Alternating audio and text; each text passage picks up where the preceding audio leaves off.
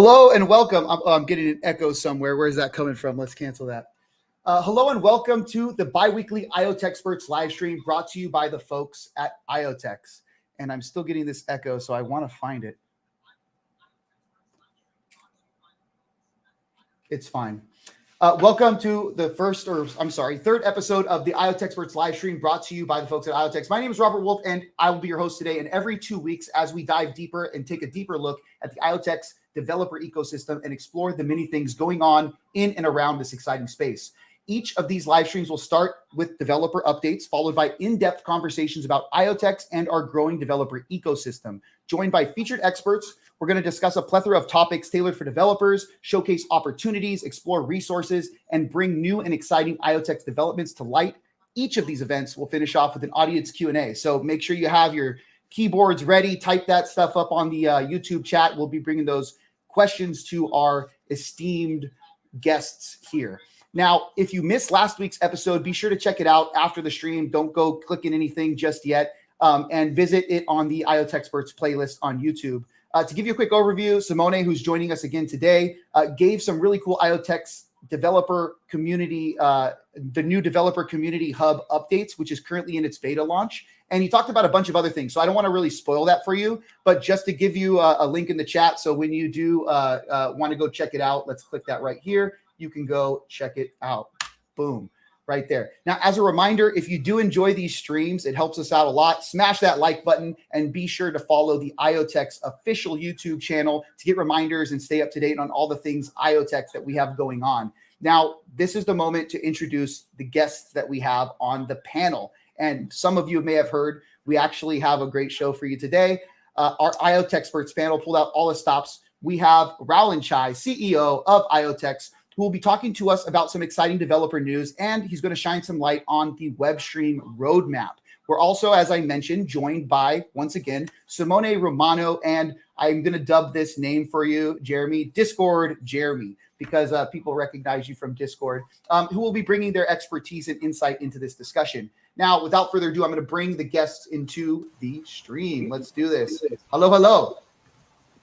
Hello, Robert. Hello, everyone. Hi. Hey, so, hello. So, as kind of we like to start these off with some introductions. I think we can do a little roundtable real quick, starting with you, Raullen. If you don't mind, I think everyone already knows who you are, but let's do it anyways. A little bit about yourself and what you do. Yeah. Hi, guys. Developers specifically. This is Raullen from IoTeX. My background is tech. I got into Bitcoin, Ethereum like really early when I was doing my PhD in cryptography. Then I spent like 5-6 years at Google leading teams for security and infrastructure, and 1 more year at Uber, for OS, privacy, and security. So we started IoTeX back in 2017 with just me and 2 other co-founders, and we actually grew from a white paper to like a kind of whole stack of like systems and protocols as of now. So I think everybody knows like our new vision is about MachineFi. So definitely like I'm going to share some great news to developers about MachineFi. Awesome. Thank you, Raullen. And over to you, Discord, Jeremy. Okay, my name is Jeremy Rynkiewicz-Komputer. I come from Poland. My background is in IT software development. I studied at Swinburne University of Technology in Australia in Melbourne. Now I work at Dassault Systems, and I love IoTeX because it's a new technology, and I love experimenting with new technology. Well, we developers love new technology, huh? Yes. All right, Simone, you're up. Hello, everybody. My name is Simone Romano, Head of Developer Relations. My background is computer engineering, industrial automation, machine vision, some robotics, industrial robotics as well. And I'm in love with IoTeX and this blockchain technology, and I enjoy every day learning about how to use IoTeX and share what I learned with other developers. And yeah, that's it. Yeah, it was awesome. Right before this live stream, we had our weekly office hours in Discord, and we spent the entire hour talking about smart contracts. So that's how nerdy we are. It was a lot of fun, though, and I learned a lot of things. Cool. So as I mentioned, if you have questions, be sure to post those in the chat. We're going to start off with the WebStream updates. Raullen, we have you here. I think that it's amazing that you were able to bring some time for us. So let's kick that off. Yeah, so web streams, right? So everybody knows about the MachineFi. I assume everybody knows. So like the essence of MachineFi is trying to harvest like a large volume of data from devices who's living in the real world and do some sort of validation, compression, computation on top of the huge amount of data and to produce like a very concise proof which can fit into like a smart contract or blockchain to redeem some sort of NFT or reward, right? So this is like a technically how this MachineFi tech stack works. So to make it work, so there are three parts. So one is like a SDK. So definitely like you will have a SDK integrated with like a machines. For example, like a mobile phone, the first SDK like we're doing right now. So once this one is done, so definitely like we're going to have a preview version with you guys. So this is part one. Part two is like a web stream. So it's like an off-chain compute layer. So basically handles a lot of data from the real world, from the devices. So this is like a new infrastructure project. So we kicked it off last quarter. We put like a lot of like top engineers and also researchers into this project. So this is like a huge and also doesn't exist in the industry, in the Web3 industry as of now. But it's super important. And also like a third part, as you may know, is just like a blockchain and smart contract, which is already there, right? So let's focus on this web stream. So this is something like a very new, unprecedented. So ideally, so web stream is just a bunch of nodes working together, doing like a stream computing, from ground up, right? So they're like taking data as input, doing some sort of validation. So here is some way to program what to compute and how to compute of the data, because those computations are very application specific.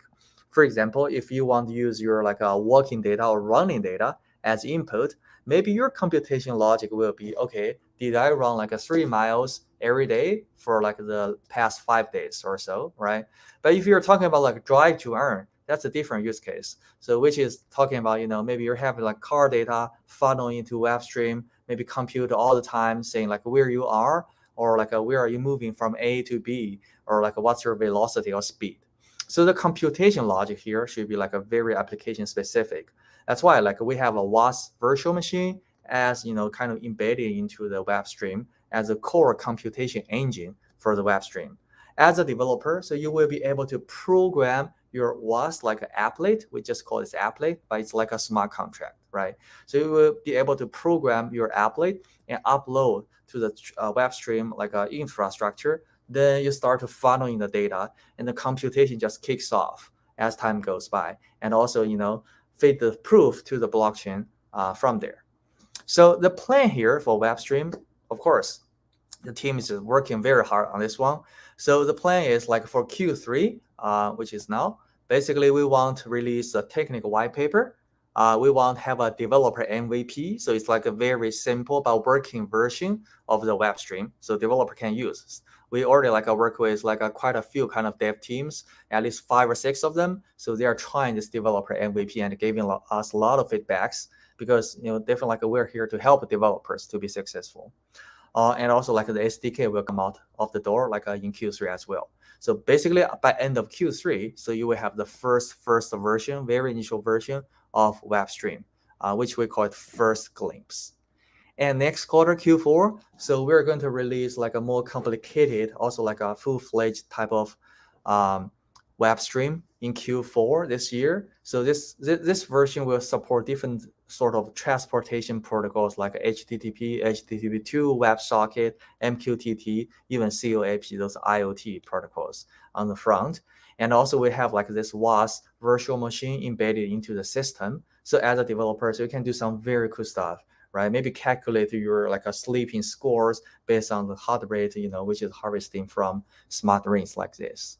And also we want to support Ethereum 2.2 and of course IoTeX chain. So that means you can do a drive to earn kind of token on Ethereum 2.0, but still having all the data coming through the web stream and the underlying IoTeX chain, but eventually sending the proof to Ethereum 2.0 to redeem the token or NFT.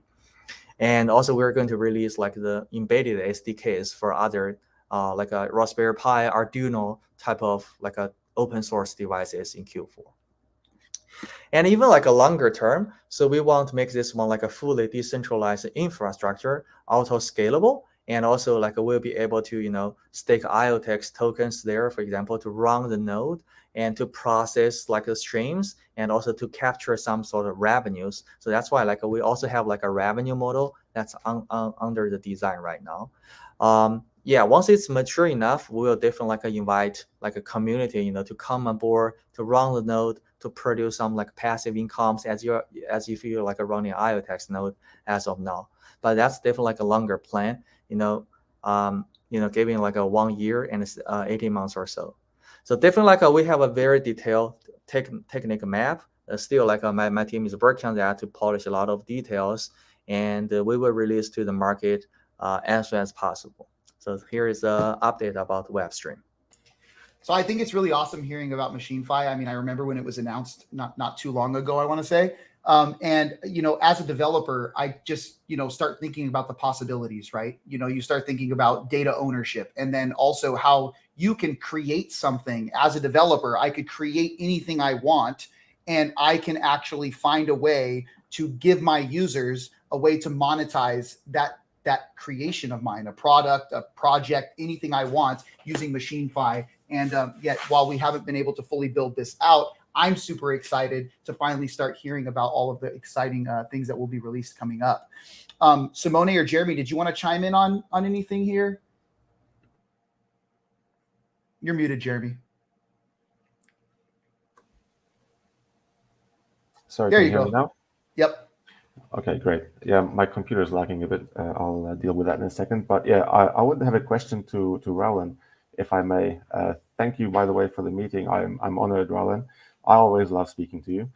I had a question about the Pebble Tracker, the Pebble Tracker, and the Pebble Go application, because you mentioned the proof of presence would be done on IoTeX chain, and then the signature would be sent to Ethereum 2.0, for example.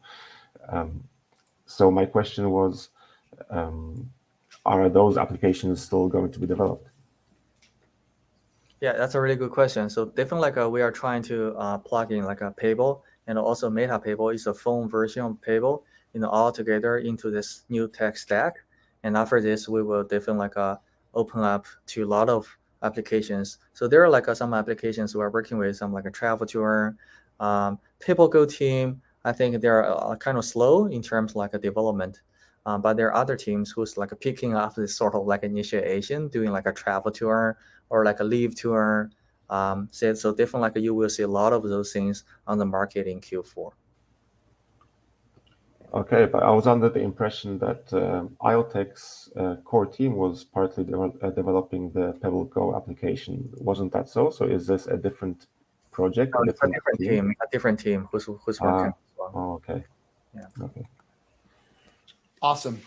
Yeah, so I mean, I guess we haven't really seen any questions come in regarding, except something just came in now. Let me see. Fantastic project. ISO 222 compliant. Any plans or progress in the future for this? I'm not familiar with this question. Simone, are you able to see if that's something that's relevant here regarding future thoughts on becoming ISO compliant? No. Oh, you're muted, Simone. Oh, sorry. Yeah, I just saw the question. Project, what are your future thoughts on becoming ISO? And I have no idea what this question is about. I'm sorry, but yeah. Yeah, Toby, if you want to elaborate further on that, then we might be able to get an answer to that. So, Raullen, I guess I kind of have a question for you about MachineFi. So far, there have been a couple devices that IoTeX has partnered up to help create. The UCam and the Pebble Tracker, which I think are both amazing devices. I guess I'm kind of wondering if you have anything else in the plans with regards to any hardware that you might be releasing. Me, fan of ARM, fan of things that are being built on this technology. Is there anything that you guys have in the pipeline? Yeah, so like you mentioned, right? So we were not a hardware company, so we are not specialized in producing hardware. We did like a UCAN and Pebble is because like we want to learn how we can help with the developers. So definitely like in Q3 and Q4, so we partner with some other very very interesting like hardware companies to embed our SDK into their stuff. So this become a sort of MachineFi device. So one of these companies is like doing this car OBD dongle. Basically, you can like plug this one into your car, and everything kind of data flows through the MachineFi tech stack, and developer can just kick in, to do a move to earn or drive to earn, or even like a decentralized Uber or Google Map type of application, right? So that would be super interesting. And another one we're in talking with is like a smart watch. So it's like an Apple Watch, but it kind of looks different, and also like the usage a little bit different. So they also want to have like some sort of integration with our SDK, so people can use this one to calculate their score. How do they feel? What's your like a well-beingness? Those things are super interesting.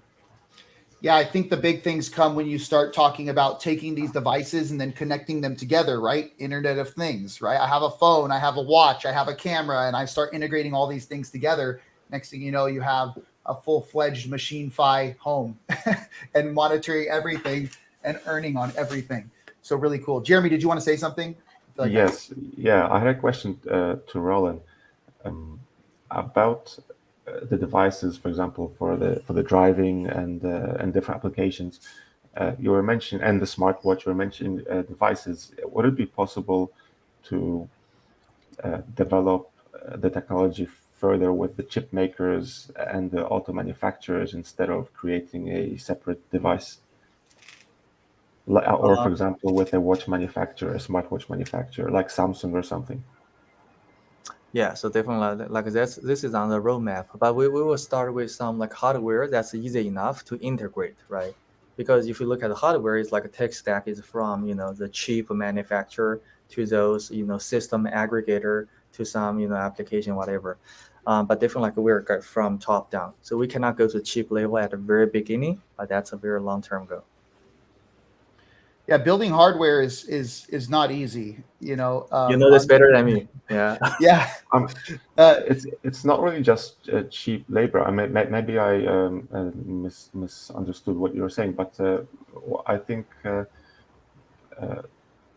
actually integrating the devices into already pre-existing products would be a possibility, I think, in my mind. Yeah, I think what you're referring to, right, when we were having that conversation about working with partners to get their cell phones, for instance, added with the particular security modules that are needed in order to just, instead of carrying your phone and the Pebble tracker around, if the phone already had the necessary security components integrated into it, then we wouldn't need to have both. And so are we working with partners like that to kind of try and integrate these technologies, the security, into already existing hardware? Exactly, Robert. Thank you. You understand me the best. Is that a question that we can even answer? I mean, we kind of discussed it last time, but I think that maybe Raullen has some more insight on it, but I guess he's saying it's further down the line. So maybe we can just go on to the next question. It's definitely further down the line. I think you'd have to like really get massive adoption for some of these big people to start paying attention to this stuff. And that's why we're here, right? Like we're trying to build adoption around these developer devices, showing that we can enable them, showing that developers have interest in actually building usable products, usable platforms that were built upon IoTeX. So yeah. Let me see. Future projects, differentiators, IoTeX, layer 1 blockchain. This one might be a good one. Talking about differentiators, because there are so many blockchains out there. IoTeX is one of these blockchains. So what should we be expecting from IoTeX? And I like this for the next 5 years, 7 years. Is there a plan moving forward with regards to the development? And what are some of these key differentiators that IoTeX is focused on in comparison to other layer 1 blockchains like Ethereum, Solana, or Polkadot? What is IoTeX doing to differentiate themselves? And I think I know the answer, but we'd love to hear it from you. Yeah, so we position ourselves as a gateway for machines to enter into the Web3 world, right? So we are more like a horizontal layer compared to a lot of other layer ones. So they're competing for the same thing like a DeFi, NFT, but we're not.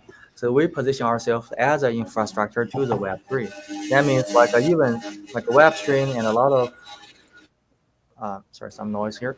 So yes, we're expecting to see like have an integration with Ethereum 2.0 or even Polygon down the road, right? So like I explained, all the data, all the machines will be connecting to IoTeX, connecting to the web stream. but actual like the token incentives can actually happen on Polygon Ethereum 2.0. So we become like the machine layer. That's, I think this is like a huge opportunity for IoTeX too, because everybody knows the crypto is a very self-included like a system. It's closed loop, right? It just has this many people right here. I feel like the future is definitely like bringing in more information, more people, more devices from the external world, which are real people and the real business. And we are definitely like play this kind of bridge in the middle between the real world and the Web3. Yeah, I've talked about this on several occasions. I don't know if I've talked about it yet on this particular live stream, but I followed the cycles right throughout the crypto, or at least my history in crypto, which is roughly 2016, 2017. And in the early days, development was pretty much focused on very base bits of software, wallets, very simple decentralized applications, crypto kitties, these very, very simple smart contracts. And then it evolved into what we saw in the last cycle, DeFi, or this last cycle, DeFi, decentralized finance, all of these cool things that are built around a little bit of more complexity. I feel confident in saying that the next cycle, the next cool thing that really people are going to be adopting is this blockchain integrated hardware, because smart cities are popping up everywhere. Smart homes are slowly becoming a real big thing. I mean, 4 years ago, I didn't have any cameras in my house. Now I have like 7 of them. I tell my I'm not going to say the word, but I tell my device to turn my lights on and off. I mean, my entire house. This wasn't happening 4 or 5 years ago. And so IoTeX is really positioning themselves in a place that is enabling a developer network, putting themselves in a place and enabling a developer network to really build out what I believe is the future of hardware. And that should be blockchain integrated hardware for management and ownership of that data. Sorry for rattling on there. I get really excited when I think IoTeX and hardware and IoT and ARM and all these cool things that are happening. But yeah. Simone, did you have something? No, I just can add on top of what Raullen said earlier about WebStream. I think developers should really look forward to these releases that we will have during this year, because all these people asking in the chats about adoption and all this stuff, everything starts from these releases of WebStream, which actually we did a huge work on the layer 1, which is extremely fast, efficient and reliable and secure and low fees. And we did a lot of research and work on the hardware side, how to make these devices trusted in terms of identity, in terms of data verifiability. And now we're just going to release the missing component, which is this layer 2 WebStream component that makes this adoption really possible. So I really invite every developer to start getting familiar with IoTeX, with what we are building, with what they can already do on IoTeX, and then get ready to integrate with this WebStream layer, where we will really see some real adoption of IoT applications and Web3. Yeah, and on that note, make sure you join the Discord server, right? And as a reminder, don't forget to smash that like button. If you're enjoying this video, hit that like button. So Discord, we're there always supporting developers. That's where we hang out. That's where you'll see Jeremy, Simone, myself, and a plethora of other developers in the community just kind of contributing and helping each other out. So if you are developing, stop by, pay us a visit. Raullen, I don't know. I don't want to eat up too much more of your time. So we do have some other updates to go through. You're muted. Simone had some other updates to go through, but you're welcome to hang around if you like. Yeah, I'll just be here listening. Okay, great. Awesome. Thank you so much. Simone, so you want to talk about some cool stuff. I think I have some cool stuff to talk about. You want to go first? Yeah, I'll go first. Sorry, guys, to stop you. Can I just comment on the previous matter, on the previous discussion about adoption? Sorry to go back to the previous subject, but I just wanted to get it off my heart, because I think mass adoption will come when the big companies like Amazon, Google, Facebook, all of them start using the blockchain technologies within their infrastructure. When companies start using WebStream, that's when mass adoption will come. I guess that's just my point of view. That's how I see things. But anyway, yes, let's continue. Sorry, Robert, to disturb. No, that's okay. Yeah. I mean, mass adoption, right? That's all. That's the goal. Critical mass. All right, you're up, Simone. Yeah, I will be actually very quick because we're running out of time again. So I just wanted actually to let me share my screen very quickly. Bringing it Okay, in. yeah. There you go. Yeah, I just wanted to share with developers. We are going to write a blog about it. But yeah, just want to share with developers that we have recently released a new analytics API. For those who are familiar with the old IoTeX analytics, it's a service that we run that indexes the IoTeX blockchain. And our internal products, as well as other ecosystem projects, use it to get blockchain data easily and quickly.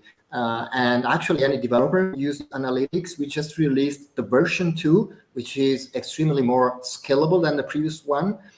It can now support the increased volume of the IoTeX transactions and data. And basically, you can also experiment with these analytics using the playground and just going to our documentation and then refer to the actual API full reference, which is here, including examples. And then you can use these analytics to query basically any like structured data. For example, you can like query data that you cannot query directly to the blockchain without indexing the blockchain yourself. So you can use the analytics, for example, to build a cool exchange if you want, or dashboards, or use it for your just to display data about the IoTeX blockchain. If you want to query things like what are the token holders for a specific XC20 token contract, or what's the like historical balance for a specific wallet for a specific token or IoTeX token, or even just get very simply the list of all the transactions for a specific wallet address. These are all things that are not easy to get out from the direct blockchain API, and also not efficient to do that because you would have to scan all the blocks of the blockchain. And anyway, deal with the delay with talking to the blockchain gateway rather than talking to a fast database. So yeah, we definitely invite you to test it, try it, let us know if it works for you, if you have any issues, and you can ask for examples also in the Discord channel if you want to use it. Another thing I want to mention that's pretty relevant for developers is related to our upcoming IoTeX Core full node software. So the actual next release of the IoTeX protocol, which basically is going to introduce some interesting improvements. One is the EVM upgrade. So as we said in the past episodes, we are always keeping the EVM integration up to date as much as possible. So we are upgrading to the EVM London release. What about the Solidity versions, Simone? Sorry? What about the Solidity versions? Are they being upgraded as well? Actually, the supported Solidity depends on which EVM you are running. So given that we run the EVM London in the next update, any Solidity compiled code that is supported by the London EVM will be able to run on the IoTeX blockchain as well. Or exactly. And another cool thing is that we are, I think, for developers and IoT builders, this is very interesting. We are adding a custom precompiled smart contract. There are some precompiled algorithm or contracts usually in the EVM that perform some complex algorithms that would be not so efficient to be implemented directly in Solidity and interpreted. So they are precompiled. They can run directly, almost as if they were just an EVM like opcode. Okay, not that easy, but yeah. So basically, we are going to add a customized, embedded, like hard-coded smart contract, which will be able to run the elliptic curve named SegP256R1, which is different from the P1 that is used for for blockchain cryptography. But this specific one is very popular into secure elements that are already integrated into existing IoT words. And having this like elliptic curve algorithm implemented into EVM as hard-coded smart contract allows to like perform cryptography using this primitive in a very cheap way on IoTeX. And this is very important because if these devices are sending data that is signed by these secure elements that use this cryptography, then most probably you want to verify this data and this cryptography using this cryptography into your smart contract. So this is, I think, a unique new feature that we're going to see being very useful for smart contracts in the next release of the IoTeX blockchain. So yeah, stay tuned on this release. And of course, when there will be the release, we will have a cool blog for a technical blog explaining all the small details that have been implemented. So yeah, very short. I'm leaving to you, Robert. A blog on the new developer hub, right? Yeah. Developers. May I ask a question? .IoTeX. Sure. Yeah. Robert, thank you. So, Simone, I had a question about what you just mentioned about the new elliptic curve algorithm available on the IoTeX blockchain as a hard-coded smart contract. Is it, for what I understand, some calls to smart contracts are free, while for some you have to pay gas fees, right? There is no call that is free. Any call is always free. You have always to pay something. Unless you are reading the smart contract. But if you are changing any call that is changing the state of the smart contract, will actually pay gas. So this one is free, or is it paid? You will have to pay for this one because it's anyway running. It's anyway running instructions that somehow make changes during the algorithm execution, and you are going to pay a fee. It's just much cheaper than if you would implement, and also much faster for the blockchain to run it, rather than if you were implementing all the single operations into your contract to implement this algorithm, which would also be very complex, by the way. I see. Interesting. So it's going to be much cheaper and much efficient. Yeah, directly calling a precompiled smart contract. Yeah, been doing so much around smart contracts lately, as I mentioned in the office hours. Oh my gosh, there is so much to learn and do around there. But cool. All right. So Simone, thank you very much for that update. We're on a roll here. Would you like to talk about the Dev Summit workshop that we got approved for? Is that time for that? Yeah, I guess you can introduce very quickly about this event. Yeah, cool. So as you all know, maybe based on my only outfit that I ever wear, which is this shirt and this hat, I do work with ARM. And so every year, ARM has a developer-centric event called the ARM Dev Summit. Thank you for removing that. Raullen, we're gonna take you out of the box here. If you want to join, oh, there you are. Okay, cool. You're still here. All right, I'm still here. Yeah, awesome.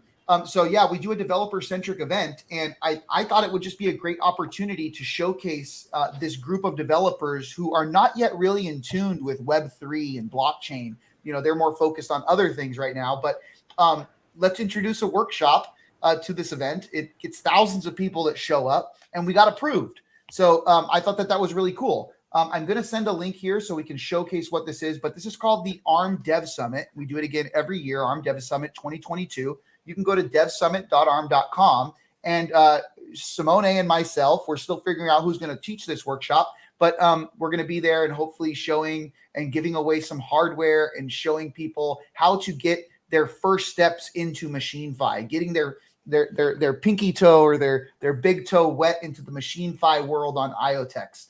Simone, do you want to talk a little bit more about what we might show off? I know we've discussed maybe the Pebble tracker, possibly the Arduino, but there are some hardware options that we're playing with. Yeah, we have not designed this workshop yet. Maybe we will be using some Arduino boards because they are easier to get in the hands of people. We can also do something with Pebble Tracker, but what you can do with Pebble Tracker is more strongly oriented to blockchain and MachineFi and WebStream. But actually, Arduino is a better probably way as an educational device for these people to learn about how to use these boards to and get familiar with like device identity, device binding, ownership, and then verifiable data, and then eventually how these data can be used to generate proofs to that can then be injected into smart contracts to run some X to earn a type of simple application or something more complex. But yeah, most probably we're going to build something cool, hands-on, based on hardware. Still, we have to decide the details, but it's going to be something very cool. So if you're in the San Jose area, which I think you are, Raullen, maybe we can get some folks on the from the IoTeX community joining us there at the event, and have some fun talking about Web3 to some of the boomers out there. And it's going to be end of October, right? End of October, yes. So if you go to DevSummit again, devsummit.arm.com, it is October 26th and 27th. Yeah.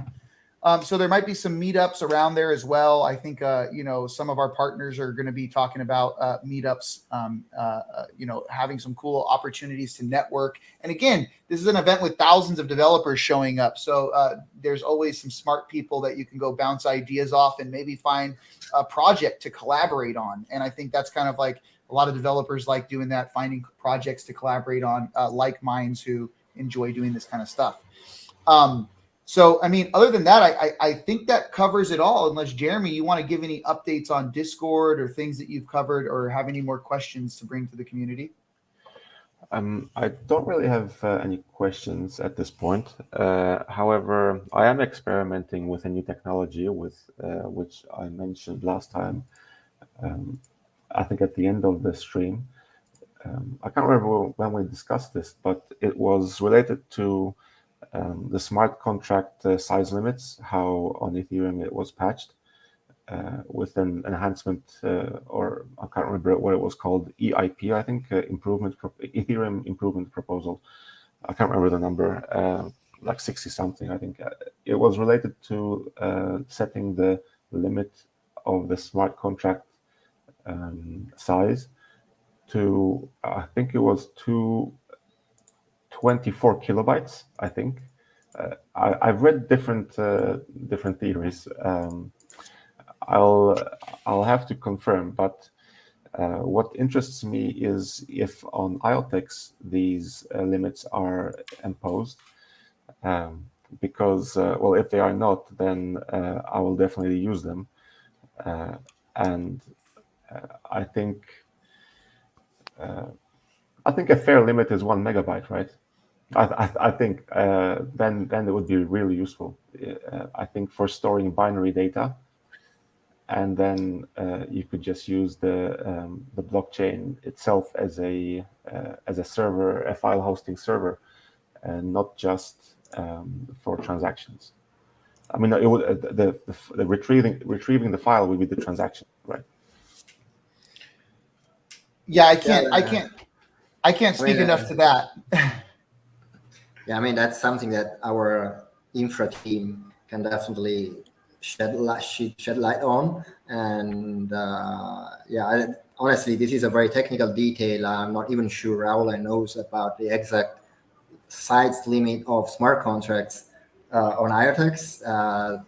I think it's about the same as Ethereum, right? I don't think there is a size limit for a smart contract, but definitely there is a block limit. Means like this block can only consume this much of gas, right? Yeah. I think that's actually like indirectly control the size of the underlying transaction in that smart contract. Yes, you're absolutely right, Raullen. However, the improvement proposal on Ethereum was proposed because to limit the specific smart contract. Yeah, to limit the max size limit based on the gas on the block size, specifically to a smaller number, because when querying the blockchain, for large smart contracts, the node operators or the delegates in IoTeX terms, the processing power it takes to retrieve there's a process in retrieving a smart contract from the EVM. So if it's a large size, it has to do a lot of processing, and that processing power was too much compared to the free execution of that smart contract. I think that's as I understand it, that's why they improved Ethereum in that way. And I agree with them. However, I would also like a feature where large smart contract sizes would be feasible. I mean, if I have to pay to retrieve it, or if I have to pay a lot more to deploy it, maybe if there was just a large sum of IoTeX that you would have to pay to deploy a large smart contract, and it would go through, then I think it will still be worth having a look at this option and not just limiting it like Ethereum. But that's just my 2 cents on this topic. Yeah, I mean, I can't comment on it for sure. I for sure can't. I mean, I'm still going through the process of learning all of this stuff, as we speak. So there's a lot of excitement. The reason I even got into this topic is because of all those ENS names. I can't remember what the terminology for it is. When you have, for example, something like Raullen.eth, right? That's your Twitter handle, right? Yes. Yeah. So you can register domain names. So you could register your domain name Raullen.eth or whatever you want, .eth or .IoTeX or whatever. But the underlying website data is not coming from the blockchain, right? The data is hosted somewhere else in the IPFS. Via IPFS. So and you have to maintain the infrastructure to provide that web service. And I would like to eliminate all of that and host it all on the blockchain. Oh, I see. That is a lot of data. I know. Yeah, but okay. The idea of Jeremy is to host an entire website into a smart My contract. idea is to compile a program, a website, divide it up into chunks of binary data, and store the hex encoded data as a string in the smart contract to the maximum size, and have lots of smart contracts, chunks of that binary data. And then when you want to make a request to get the website from your domain name, it would retrieve the website from the IoTeX blockchain directly.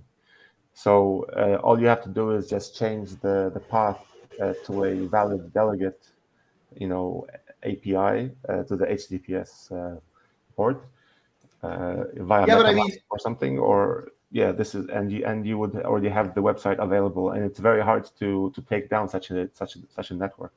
Yeah, but how would you? I mean, so I guess I think of all of this data moving around, people accessing it. I mean, you're talking about a blockchain, even a fast blockchain. You're still going to be hit with bottlenecks with this. At the beginning, it would host static content and have transactions on the blockchain. Yeah. Okay. Well, I mean, it's an interesting idea. Build it. I want to see it. Yeah, I'm working on it. It's just I'm just wondering at the moment how feasible it is to divide a chunk into, let's say, 10,000 IoTeX smart contracts. 10,000? Yeah, at least. Yeah, but then not. There is. So weren't we just talking about how there's a cost associated with queries going into smart contracts, and so you would burn yourself up? Well, it depends. I mean, just calling a smart contract doesn't cost me gas, right? Just to retrieve data from it. No. Just changing the smart contract would performing operations on the EVM would cost me fee, but that operation would be free to retrieve the data. I'm interested. I'm interested in seeing this in action. Yeah, I'm working on it. I'll definitely show you a demo on the live stream. Show me. Yes, that would be great. So 2 weeks from now, Discord Jeremy is going to be showing us No, 10,000 not 2 weeks from now. Maybe on the next Maybe episode a of year from now. IoTeXperts. Yeah. No. Okay. Great. I think we can stop it there. Close this out. What do you guys think? Yes. We're almost at the top of the hour. All right. Cool. Any last words from you, Raullen? It's going to be a rare sight, I think, having you on here. So we're very grateful for your time. You're always welcome back. Yeah, so definitely building some come up with some really good ideas, and we will support you guys to build. That's it. Yes. Awesome. Yes. And Simone, once again, resident experts over here, Simone and Discord Jeremy, joining us every time for this panel. Raullen, we hope to have you again here sometime soon. I'm going to close out the episode now. So thank you so much for joining us. Everyone watching, thank you for joining us as well. We know you could have spent this hour anywhere else doing all sorts of other fun stuff, and you chose to spend it right here with us, talking about and listening to us talk about IoTeX and all the cool developer stuff that's happening. Once again, I'm going to remind you that if you like this video, smash that like button. It's right there real close. You just move the mouse downwards and click it.